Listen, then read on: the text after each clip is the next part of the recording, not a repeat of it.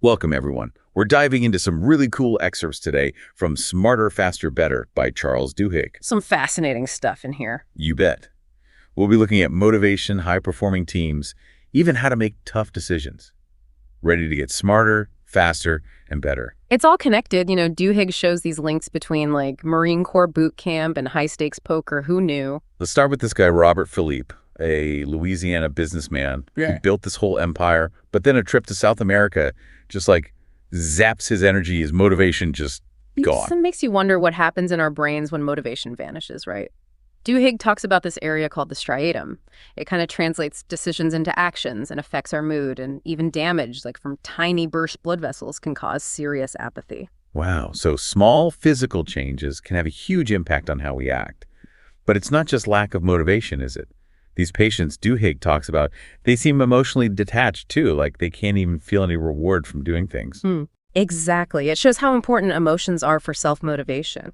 Duhigg brings up this idea of internal locus of control, believing you have power over your life and get this emotional rewards actually make this belief stronger. So it's not just external rewards like money or recognition, it's that internal satisfaction from making choices and feeling in control. Totally. And it's not just about enjoying what we like. Think about Marine Corps boot camp, not exactly a comfy feel-good place, but they push recruits so hard, make them decide things under stress. It rewires their brains to embrace control. So even resisting something we hate can make us feel more in control. That's kind of weird. It is. Think of it like this. When we face a challenge and we choose to keep going, even when it's tough, we're telling our brains, hey, I'm in charge here. And that feeling can become a habit. Like we're training our minds to connect effort and difficulty with a sense of achievement and control, making us more likely to tackle tough things in the future. You got it. And remember, Robert Philippe, the businessman, his story shows this perfectly. He struggles with apathy for years, then his wife gets sick, and bam, his sense of control comes roaring back. He throws himself into caring for her, showing how love and purpose can reignite motivation, even when it seems lost. That's really inspiring. It's like sometimes finding motivation isn't about finding the right trick, but connecting with what truly matters to us, the things that give our actions real emotional weight. Couldn't say it better myself. Ready to move from individual motivation to the world of high-performing teams. Absolutely. Let's see what Duhigg has to say about why some teams rock and others, don't. Okay, so picture this. Julia's in business school, right? She's in this crazy, stressful study group. Everyone's fighting for control, just a tense vibe. I can relate. Been there, done. That got the stress headache to prove it. But wait, wasn't Julia also on a super successful case competition team? She was. And this is where it gets interesting. Her case team was full of people from different backgrounds, but they just clicked. This got Google's attention. They were already doing Project Oxygen, trying to figure out what makes a great manager. So Google trying to crack the code of leadership? I bet their data scientists were loving that project. Oh, for sure.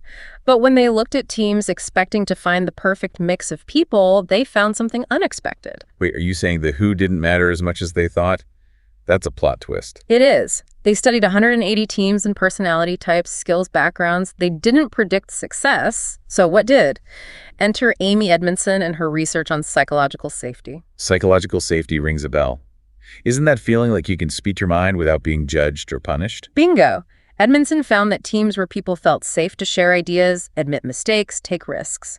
They did way better than teams with low psychological safety, no matter who was on them. So you could have a team of superstars, but if they don't feel safe to be themselves and speak openly, they won't perform as well. You nailed it. Now get this. Duhigg tells us about the original Saturday Night Live team, a bunch of super talented but brutally honest comedians, constantly ripping each other's work apart, and somehow they created comedy gold. Wow, that's not what I expected. I would have thought that kind of environment would kill creativity, not make it flourish. What was their secret? It might sound crazy, but their secret was psychological safety, even in that crazy environment.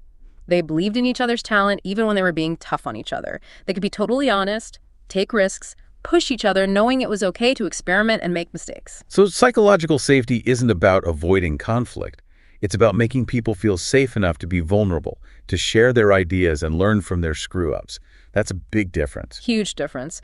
And Google, after their research, embraced this idea, They started doing things to promote psychological safety, like really listening, encouraging different viewpoints, and making sure everyone had a chance to contribute. That's awesome. Yeah. It's great to see a data-driven company like Google understanding the importance of these soft skills and actually trying to create a psychologically safe workplace. Totally agree. It all boils down to trust and shared control. When people feel truly supported and empowered, they're more likely to share their knowledge, take initiative, and help the team succeed. So it's about giving control, but also creating an atmosphere where people feel comfortable letting go of control. That's really interesting. It is. So ready to move on to the next part of our deep dive. We'll be tackling how to make those tough decisions buckle up. Let's do it. I'm ready for more smarter, faster, better wisdom, decision-making time. All right, let's get into it. Duhigg starts with this poker player, Annie Duke, facing a huge choice, and it reminded me of that Air France Flight 447 disaster, remember? Oh, yeah. Cognitive tunneling at its worst. Those pilots so overwhelmed they focused on the wrong stuff. Fatal mistakes, Scary stuff. Yeah. So how do we avoid those mental traps? Duhigg talks about this NICU nurse, Darlene. She spots a life-threatening thing in a baby that other nurses missed. Darlene had this crystal clear image in her head of what a healthy baby should look like, so she saw the tiny differences right away. It guided her focus. It's like having a mental checklist. So helpful. Mental models, they're like roadmaps for life's crazy situations. They help us predict what's coming, see patterns, make better decisions faster. How do we build those mental models? Duhigg suggests storytelling. Pretty simple but powerful, right? When we tell stories about our experiences, we create mental frameworks that shape how we see things. Like, imagine you're prepping for a meeting. Run through it in your head who'll be there, what you'll talk about. Tough questions that might come up. It strengthens your mental model for that situation, makes you more prepared. Like practicing for a play, but the play is our own life. By mentally rehearsing different scenarios and outcomes, we're like pre-programming our brains to be sharper and more responsive. That's awesome. It is.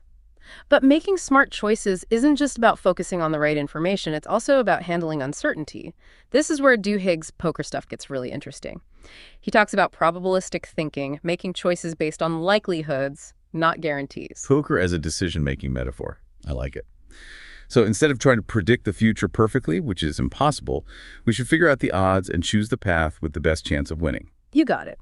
It's a whole different way of thinking, from chasing certainty to embracing the fact that life's unpredictable and learning to navigate that strategically. Duhigg highlights this guy, Joshua Tenenbaum, who studied how people naturally understand probabilities, even with limited data. It's like our brains are built to spot patterns and likelihoods without doing math. Wait, you say we're all like secret statisticians constantly updating our beliefs based on new information? That's kind of mind-blowing. It is. This ability to sense probabilities is a superpower for making decisions. But here's the catch. Our internal models can be biased. We tend to favor information that supports what we already believe and ignore stuff that doesn't. That's why getting different perspectives, especially ones that challenge our assumptions, is so important. Like having a little devil's advocate on your shoulder, always pushing you to see things from different angles and question what you think might not be fun all the time. But it's key to avoiding blind spots and making better choices. So true. Remember, these aren't just theories. Duhigg goes back to Annie Duke's poker game leaves us hanging as she makes her decision. The point is, even with great mental models and understanding probabilities, risk and uncertainty are always there. The key is to use these tools to make the best choice you can, even when you don't know the outcome, for sure. A good reminder that even the best decision-making systems can't eliminate risk completely. It's about accepting that uncertainty, embracing the possibility of setbacks, and using what we know to make the most strategic moves possible. So what's next on this smarter, faster, better journey? Let's dive into the world of innovation. Duhigg explores how sometimes messy processes can actually spark groundbreaking ideas. Innovation, that's right up my alley. I'm fascinated by how brilliant ideas can come from the most unexpected places. Take it away. All right, innovation, let's get creative. Where do we start? How about Disney's Frozen?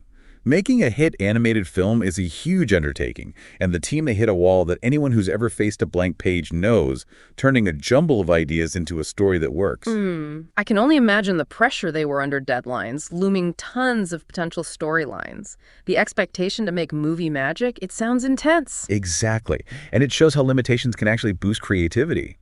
Duhigg takes us back to the making of West Side Story. Total chaos, but also brilliance. And he emphasizes the role of creative tension in making a masterpiece. The creators, led by this super demanding guy, Jerome Robbins, they fought, constantly push each other out of their comfort zones, broke free from the usual stuff. So you're saying a bit of creative friction instead of hurting innovation can actually spark those breakthroughs, kind of like iron sharpens iron. You got it. And this ties into a cool concept. Duhigg talks about idea brokers. These people are great at connecting seemingly unrelated ideas from different areas, creating new combinations that lead to big advancements. They're like intellectual matchmakers, spotting patterns and possibilities that others miss. Now that's a skill I'd love to master. It reminds me of those Renaissance geniuses who dabbled in everything from art to science, making unexpected connections that pushed the boundaries of what we knew. You're getting it. Duhigg talks about research by Uzi and Jones. They looked at scientific papers, trying to understand how those big breakthroughs happen. And guess what?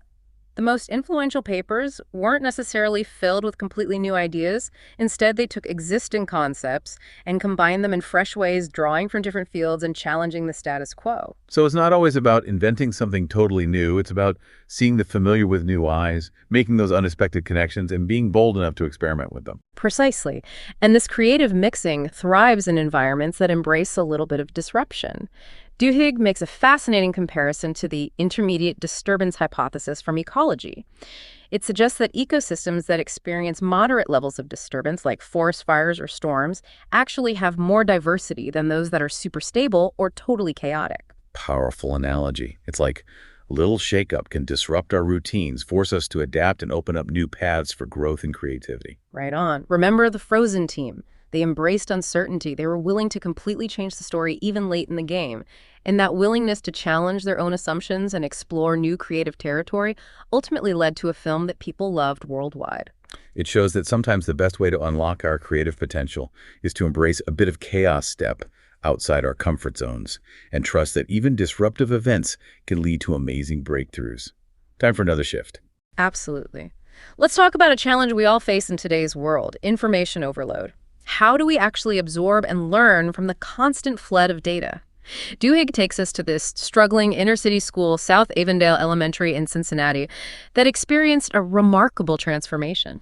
From struggling to thriving must be a good story there. What changed everything? It wasn't about more money or fancy tech. The key was a fundamental shift in how teachers use data. Instead of passively receiving reports and stats, they had to actively engage with the data, turning it into useful insights that directly impacted their teaching. So data itself isn't enough. It's about how we use it, extract meaning from it, and use it to guide our actions. Exactly. Duhigg mentions information blindness. Our brains can only handle so much, and when we're bombarded with information, we start processing it effectively. The solution: winnowing or scaffolding, basically breaking down complex info into smaller bite-sized pieces that our brains can digest. Like building a mental framework, a structure that helps us understand and organize information in a way that makes sense. You got it.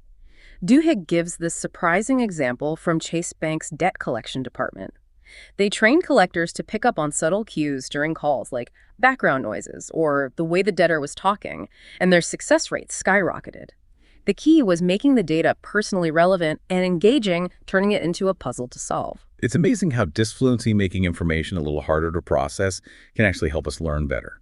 By actively engaging with data instead of just passively consuming it, we force our brains to work harder, which strengthens our understanding and helps us remember it. Totally. Think about it. Reading a textbook can be passive, but teaching someone the same material forces you to actively organize and retrieve information, which leads to deeper learning. Same with data. The more we actively engage with it, the better we absorb it. Wow, what a journey. So many insights swirling around in my head, from the neuroscience of motivation to the power of psychological safety, the art of probabilistic thinking, the magic of creative recombination, and the importance of data fluency. It's amazing how these seemingly different topics are all connected, revealing a roadmap for becoming smarter, faster, and better in every aspect of our lives. And to wrap things up, let's distill our deep dive into 10 key takeaways, little nuggets of wisdom you can take with you on your own path to personal and professional growth. Great idea. A mental checklist for putting these concepts into action. Number 1, motivation thrives on control. Give yourself and others choices to awaken that internal locus of control. Number 2, emotional rewards matter. Celebrate initiative and self-determination to strengthen drive. Number 3, psychological safety unlocks team potential, foster trust, and open communication for better collaboration. Number 4, embrace constructive conflict. Don't shy away from critiques as long as everyone feels safe to take risks. Number 5, mental models guide focus. Tell yourself stories to anticipate what's coming and avoid cognitive tunneling.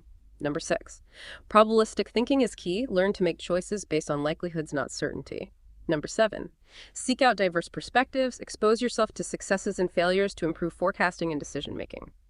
Number 8, become an idea broker. Draw on your own experiences and emotions to spark creative insights. Number 9, embrace creative disturbances. Don't be afraid of moderate disruptions. They can fuel innovation. And finally, number 10, combat information overload with disfluency. Make data personally relevant and engage actively with information for deeper learning. So much wisdom packed into those 10 points. It reminds us that personal growth isn't about mastering one skill or technique. It's about understanding how our minds, our actions, and the systems we're part of all interact. It's about embracing the messiness of the process, experimenting with new approaches, and always seeking those aha moments that push us forward. Couldn't agree more. As a final thought, I encourage you to think about how these ideas connect. How can understanding the science of motivation help us build stronger teams? How can probabilistic thinking shape our creative process? How can we use data fluency to boost our personal and professional growth? These are questions worth exploring as you continue your own deep dives into the world of knowledge and self-improvement. Thanks for joining us on this deep dive. Until next time, stay curious, stay engaged, and keep searching for those moments of insight that make life truly extraordinary.